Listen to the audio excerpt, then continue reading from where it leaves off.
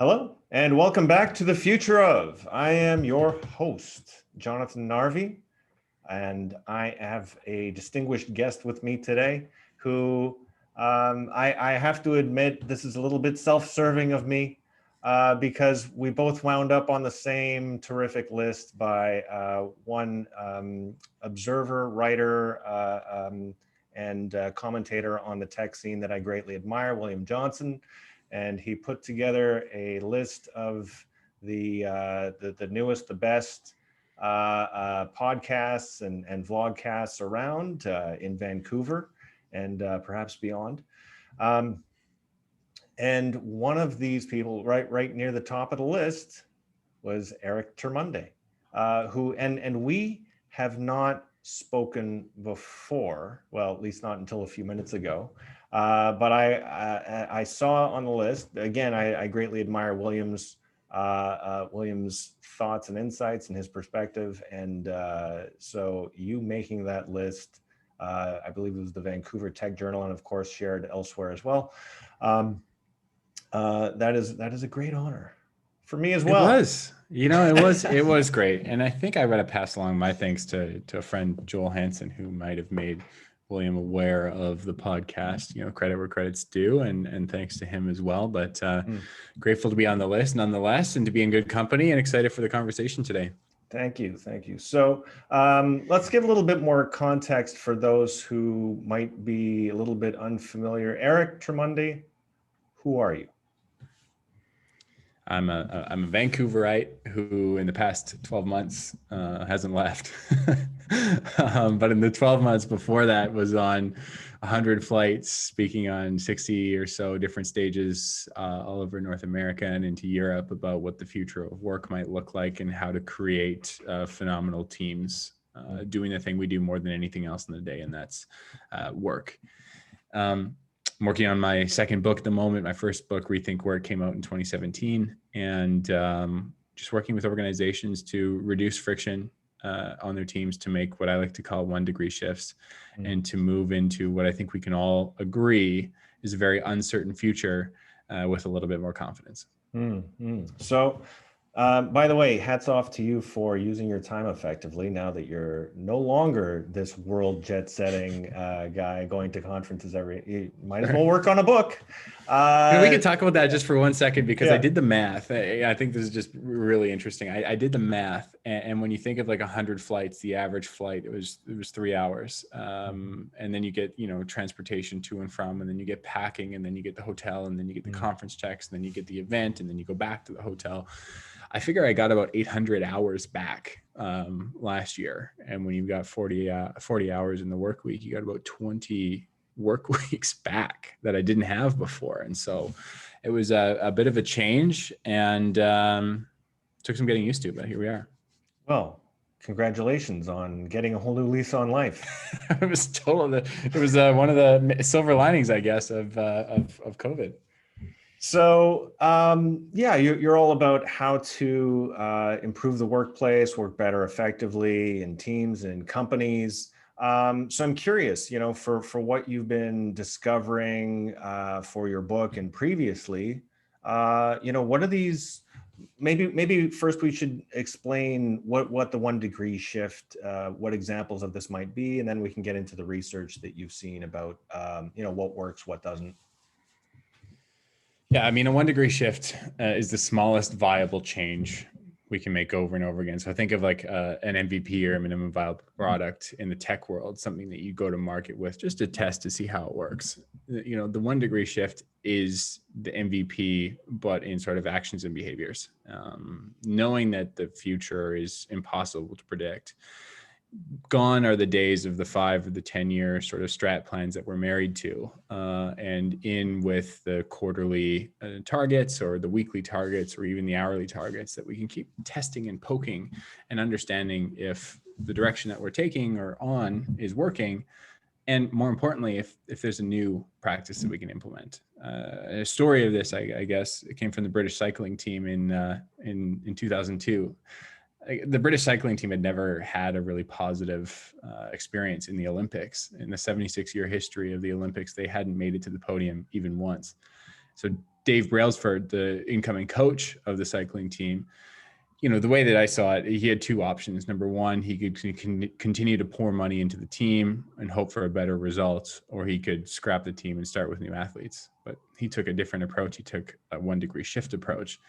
And in the shifts that he made, he wanted to understand really where was the friction on our team? Where were the little shifts that we can be making so that we could have a better result, not just on the podium, but the races along the way. And what he found is that the racers or the riders were sick too often. They weren't sleeping well. The bikes were not in top shape. And so he removed friction just by one little action at a time over and over and over again until they started to get better results. The first thing he did is he taught the team how to wash their hands. He brought surgeons in to teach them how to wash their hands. And then he had a policy for the team that when they were on the road, they wouldn't be shaking hands. They'd be doing elbow bumps. Who would have thought he was 18 years ahead of his time with the elbow bumps? Then he realized the team wasn't sleeping well, so he monitored what temperature each rider slept best at, and he adjusted the thermostats in their room. Real simple. And when the riders slept better, they rode better. When they rode better, they placed better. Then he noticed that the bikes were breaking down too often. So what did he do? He didn't toss the bikes, the trucks. He just looked, and the back of the truck was getting dirty too often, which was getting into the gears and the mechanics of the bike. So he didn't toss anything. No, he just painted the floor of the truck white. And so when the dust and the dirt started to develop on the back of the floor, it just swept it out, plain and simple. The bikes were cleaner, longer, they rode better, and they got those key seconds that were really important in cycling. It was these like 1 degree shifts that he made over and over again. Now, again, they weren't all positive 1 degree shifts, but he learned from every single one of them. And by the time Beijing Olympics came around in 2008, the Brits didn't just win gold once. They won 7 times. And the Paralympic team did too. And I think when we can take this 1 degree shift approach, testing and experimenting little things over and over again, that the future, as unpredictable as it might be, can be something that we can enter into with a little bit more confidence.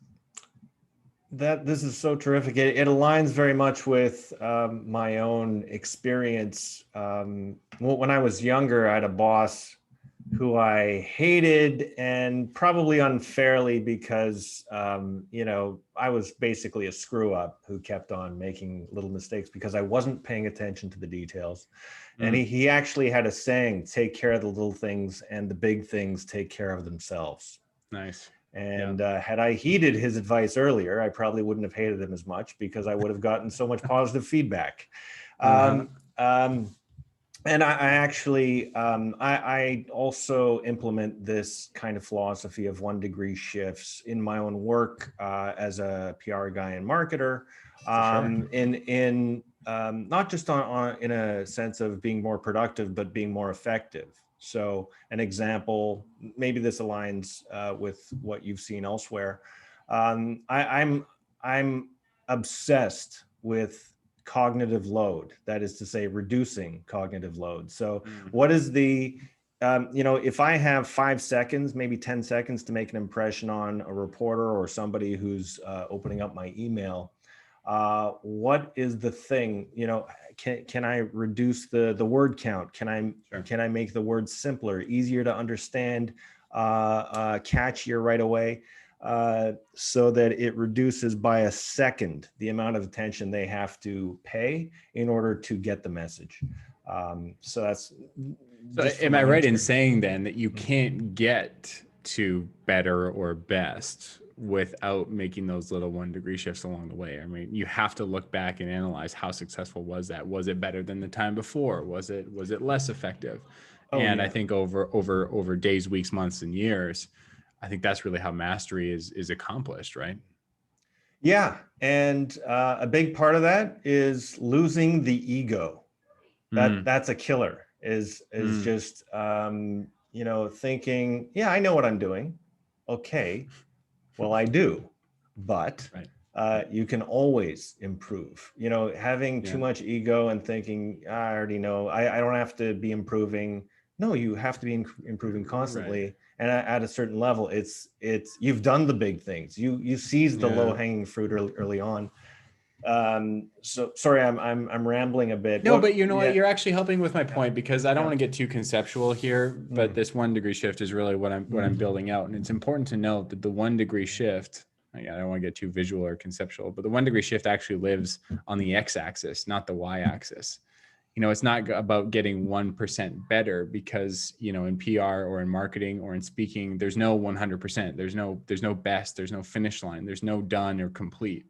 So I think that by making these 1 degree shifts, you poke through enough hard spots, we're going to get a soft spot. The way that I see it is that success really is an inevitability if we keep trying and poking and testing along the way. I mean, we're bound to get it right simply by learning enough ways how to get it wrong along the way. That's such a great point, and I'm so glad you brought it up. It's very much akin to something I heard a few months back from. I always like to credit people I'm stealing their ideas.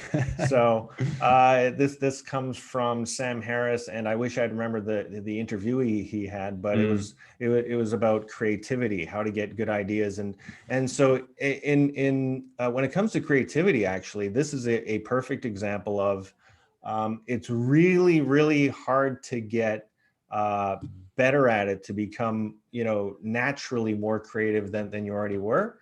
But you can if you can reduce the impediments to your natural ability. So instead of like you said, getting a good night's sleep, the ideas are going to flow better. Stepping away from your work. When do we get good ideas? It's not when you're hunched over your desk trying to think of the idea. It's when you've already done the work, you've done the research, you've thought deeply about it. You step away, you take a walk, you take a shower. That's when it pops in. Mm-hmm. See, the way that I see it too is that, and I don't know if I've said this in my head 100 times, but I don't know if I've said it on a podcast before. So let me work through this with you. I find that life is kind of like a combination lock that we don't have the combination to. So, the master locks that go 0 to 60, if you look at it, 60 by 60 by 60 is 216,000 different combinations that you could possibly have. Now, those who make the 1 degree shift and those who really test this framework, even without the combination, will eventually be able to get the combination lock unlocked by, systematically spinning it enough times until finally we can pop it open. I think luck comes into play on whether that's the second combination you try or maybe the 200,000th combination you try. But for those who continue to practice this 1 degree shift, and I almost mean that quite literally when spinning a combination lock over and over again, I think in many ways we'll find out what works by in part finding what doesn't. Maybe we can get into some specifics about what maybe can speed up that. So it's not just a factor of luck and what's the word when you try to just through sheer brute force, like serendipity kind of, or force. Sure. Brute force a problem. Just I'm going to do this a million times. Because I run into this where I'm just you take that approach and you want to be methodical, but it can be so demoralizing if you've been at it for a long time and you're not making progress and you start questioning, is this the right path? So maybe what are some maybe either some tips and tactics that you use in your own life to improve your working, your collaboration, or stuff you've picked up from your research? I think, I'll share this with you too, because it just happened today. I had the absolute pleasure of speaking with the co-creator and producer of The Queen's Gambit, Alan Scott. I'm not sure if you saw that show on Netflix, but I did indeed.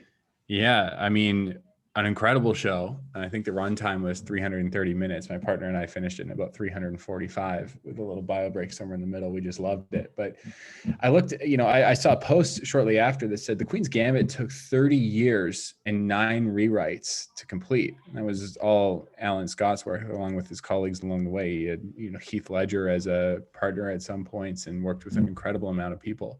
And I asked him the same question. I said, look, you said you had no, being the only word that you heard for years and years and years. He said, well, I made a lot of movies in 30 years, not just The Queen's Gambit. It wasn't my sole project, but I believed in the project enough to stick with it until we got the yes that was right. And look, I don't blame them for saying no in the first 8 times. It wasn't the film that was right at the time or at the place. And so what I would say is that while we're making these 1 degree shifts and testing these different areas, whether it be in fitness or relationships or career, it doesn't have to be the sole dedication of all we think about along the way. So I would say, even to your point, don't be afraid to step back for a second too. It does, just because it's on the back burner doesn't mean it's off the stove.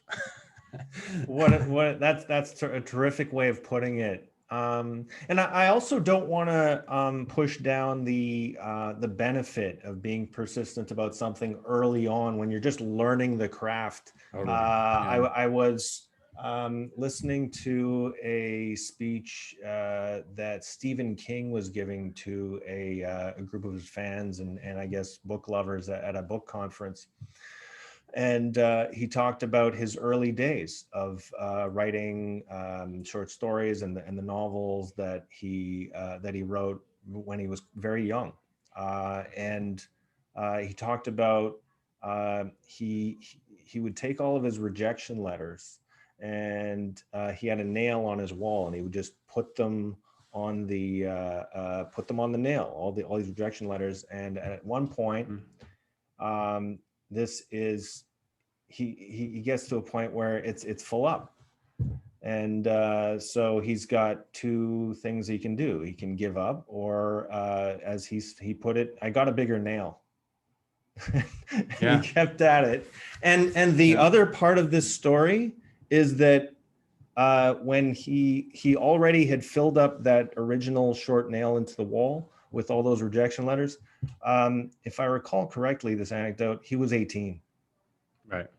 Well, isn't that the sign of a guy who doesn't have the combination to the lock and just keeps spinning it?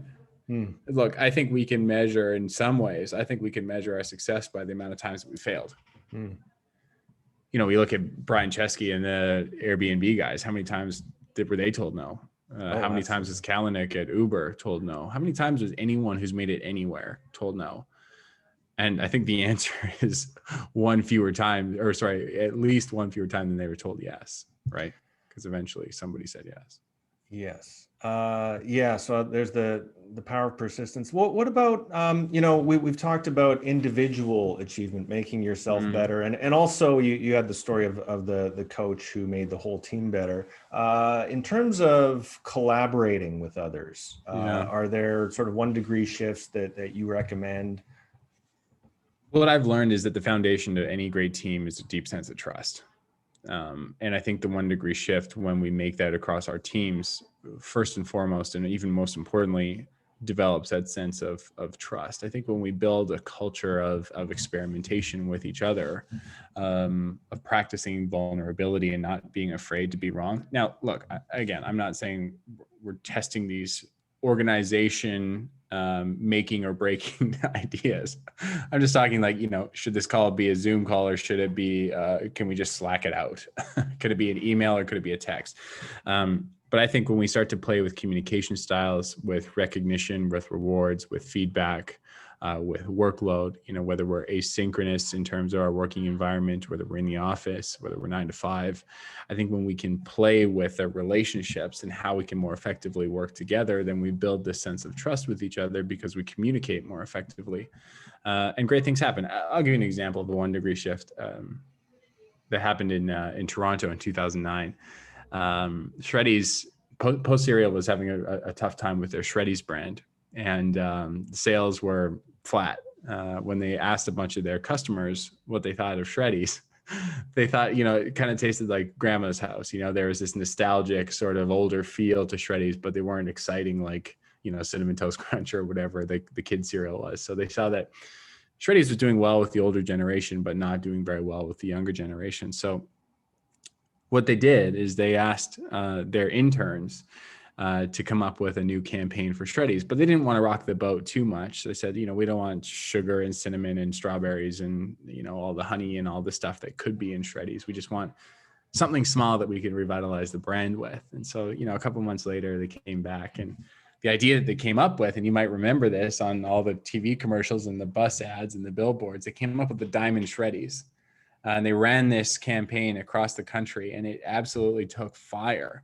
Where all they did was change the square shreddy 45 degrees, put it as a diamond, remarketed the whole thing, and they saw that the sales for shreddies went up 18% the next quarter. And I share this with you because what happens when we experiment, and what happens when we create and give trust to our team members to try something new, not only do great things happen, but we build this better sense of belonging, camaraderie, and safety across the team too, because truly, and I think now better time than ever, I think we are all in this together. And the more groupthink we can apply to tasks like this or to different projects, the more we can trust each other to have each other's back, to be committed, to be held accountable, and to be attentive to results. This is such a good point, I'm glad you're talking about the idea of this is an ongoing experiment. You're looking at results. You're looking at what works. And again, going back to that conversation I alluded to before on the Harris podcast, and I won't mention it again after this because otherwise this is going to be too fanboyish. But the creativity topic was in terms of what a creative person is not a person who necessarily comes up with a higher per capita number of great ideas. They just come up with more ideas, period. And if you've got someone who comes up with 100 ideas a day versus someone who comes up with 5 or 10 good ideas, 5 or 10 ideas, not good, just ideas. The 100 ideas guy is going to likely come up with some better stuff just by sheer force of numbers. And it's, so I think, these 1 degree shifts, it's like not every change you make is going to work out, but of course we don't have to reinvent the wheel. You've got. That's right. And I think that's really important. I found that there are 2 things that people hate. Number 1 is change. And number 2 is the way things are. So it's kind of a lose-lose. But let's go back to that guy who comes up with 100 ideas. What if you were that guy with 100 ideas or that girl with 100 ideas and your superior, your boss, your leader didn't have time for any of them? I mean, how suppressed, how caged might you feel and stuck? And I think we see this all the time in toxic or dysfunctioning teams. Now, again, it's not that we need to. Right. We've all been that guy. And I don't think it's about creating space to have all these 100 ideas laid out and put on display. But I think it's there begs the question, why aren't we hearing some of them? And I mean, look, you can have a democratic process to understand why they don't work. It doesn't have to be no. But when we have the team on board, instead of saying, no, that won't work, why don't we say like, yes, and how about we do it this way too? Or how about we add this thing and make the idea bigger instead of smaller, and then test little things along the way. Terrific. So are there, what is a change you might have made, say, this week or this month in relation to, say, your book writing process that you're just sort of experimenting with and maybe it seems to be working for you? Anything come to mind? I rearranged my working space this week that wasn't here last week, which has been interesting. But this, from a writing perspective, I went and interviewed Alan Scott, co-creator and director of The Queen's Gambit, because I think that here's what I think. I think that we can learn a lot from businesses and leaders and teams. You can learn a lot from what TELUS has done or what Shaw Cable have done. You can learn a lot from these incredible organizations. But sometimes when you ideate and understand from different businesses, different industries, when you learn from sport or something else, that all of a sudden you've got a whole different perspective on what might be a very similar topic. One of the things that I've learned, especially in today's meeting with Alan, is that despite being in a wildly different industry, the importance of the relationship that he's built, all the relationships that he's built along the way, and the trust that he's had in his people has been fundamental in The Queen's Gambit being finally produced some 30 years after he started it. And I think that, you know, these tie-ins in the corporate world, or corporate, I think is even too strong, just in the working world, are always there. And it sort of simplified the message to me that if we can trust each other, knowing that we can't predict the future, then I think we can have a stronger chance, at least, of getting through whatever the world will throw at us together. One thing that came out of that, and actually this is, you might think this is the dumbest thing that the dumbest observation or the dumbest question that came out of this, but I'm curious how you got that conversation with Alan Scott. I mean, that is a big thing to do, to reach out to a high profile expert, Sure. and you know, and go in a spirit of humility and be like, hey, I really want to talk to you. How did, if you want to share? I'm happy to share it, Yeah. because I'm actually kind of proud of it too. I scoured the web for a couple of hours and had no luck. Went to websites, went to Queen's Gambit, read different news articles and everything else. No luck. Then I went to IMDb, and then I went to like go hire him, you know, like for a talk or for something like that. But then I realized that with my basic IMDb subscription, you know, I couldn't do it. So I had to sign up for IMDb Pro, which was $20 a month, but the first month was free, so that I could get access to his agents. And then I went through his agents and I said, you know, I'm writing this book. Here's the questions that I wanted to ask him. I appreciate the work that he's done. Would really appreciate 20 minutes of his time. They passed it on to Alan. Alan got back to me. This morning we had the conversation, and the rest is history.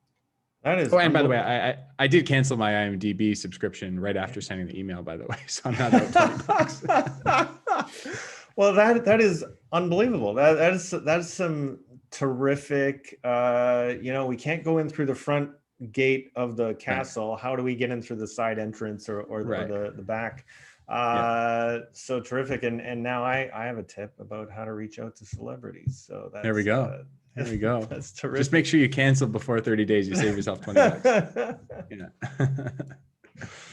Terrific. So I've learned a lot from this conversation. I'm curious, for those who maybe are encountering you for the first time, how does one get into this line of work?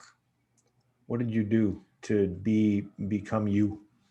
You go into IMDb and you set up no, I'm just kidding. A few years back, I had an HR consultancy, and we built a tool that quantified workplace culture. So think of it, it's very in line with sort of an employee engagement survey, but we didn't understand if employees were engaged. We understood sort of what a day in the life would look like. I think in Vancouver, there are some 30,000 accountants. Obviously highly professional, skilled, respectable, responsible individuals. But, you know, I've got friends that are accountants in the office right now. I've got friends that are accountants at home, for big companies, small companies. And even as an accountant, you can live a wildly different life. But the problem for accountants, or anyone for that matter, is that when you look at a job description, they all look the exact same. So you don't actually know if you're going to like the job until you're 3 weeks into it. And if you don't, either it's too late or you've wasted 3 months trying to find the right fit. So, you know, we started to do a lot of research and consulting with companies across the country, into the States and into the United Kingdom a little bit, to understand not how do you change your culture necessarily, but how do you find out really what's working and then leverage that story to attract people that would want a similar experience. And that was great. I wrote my book, in 2017. Started speaking in 2015. And here we are about 350 stages later. And what was the name of that book again for the audience? It was a bestseller, I believe. It was called Rethink Work. Yeah. Yeah. And was that, is there something that, you know, I realize the 1 degree shift thing is sort of a new thing that you're playing with. Do you have other advice for, particularly, I exist in business and tech circles, so startups, and some larger companies that are trying to behave like their startups, right. trying to have that nimbleness. Sure. Is there something about startup culture or working in an innovative company where you feel like you have some interesting insights into how things are maybe not working as well as they could? What either HR departments or the leadership can be doing to foster changes that boost productivity, collaboration, or is this more of a thing that sort of happens at a very ground level, like it's pretty much managers and their teams? It's a big question. I think it's a massive question, and that's not a bad thing. Okay, a couple of mistakes I think that are being made first. Number one, we think that perks keep talent. Perks attract talent. Experience keeps talent. Let's be very clear. The ping pong table, the pool table, which by the way, nobody's used for 11 months now anyways, used to look really good on the brochure or the career page or the About Us page. But if it wasn't being used because people weren't being managed or led or working collaboratively together while they were there, then it's all for naught. I also think one of the big mistakes that are being made right now is that we focus too much on the why of our companies and not enough on the how. Now, look, Simon Sinek, which I'm sure you and your listeners know, he's built an empire on this idea of starting with why, and I think it's a phenomenal idea. I'm a big fan of Simon. I also think that the why is really good at attracting talent. But if you and I are just absolute animal guys and we work for the World Wildlife Foundation and we go into work and you can't stand the person to your left and I can't stand the person to my right, it doesn't matter how dedicated to animals we are, we're probably not sticking around. We'll find another job. And the third thing that I would say is that the mistake is that we all strive to have this like startup sort of culture. And I agree, the nimbleness and the agility of these companies are great, but they're not for everyone too. This idea of a best culture, it doesn't exist. The best place to work in America in 2020 was Hilton Hotels. And the second best place to work was Ultimate Software.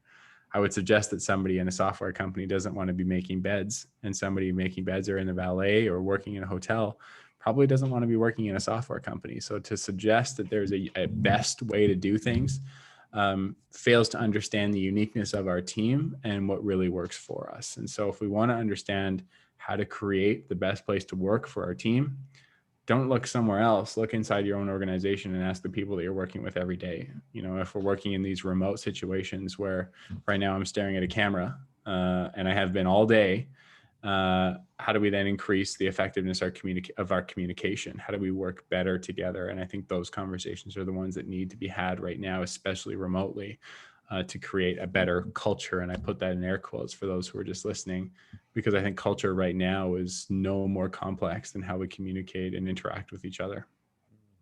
We've covered a lot of really great ground here, and thank you, by the way, for delivering an equally expansive and insightful answer to a rather rambling question. So terrific.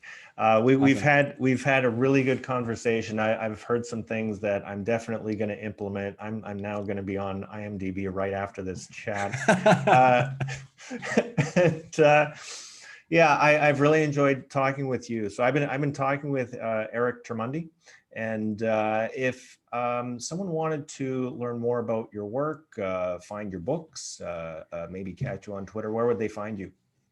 Yeah, I mean, any place you'd expect me to be. I mean, the favorite spot is the website, and then LinkedIn would be probably a close second, and then Twitter from there. So erictermuende.com, Eric Termuende on LinkedIn, just Termuende on Twitter, which I'm sure we'll have to spell out in the show notes.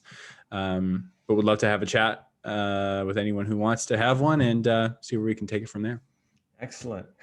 You have been listening, or perhaps watching, the Future of vlog, and we've been talking about the future of working well. And I hope that if you liked what you have been listening to or watching, that you will like it, as in click that like button. You will subscribe, send me money, do all kinds of nice things. Hey, me too. Yes. So, and I look forward to seeing you next time on The Future of. And I will see you in the future.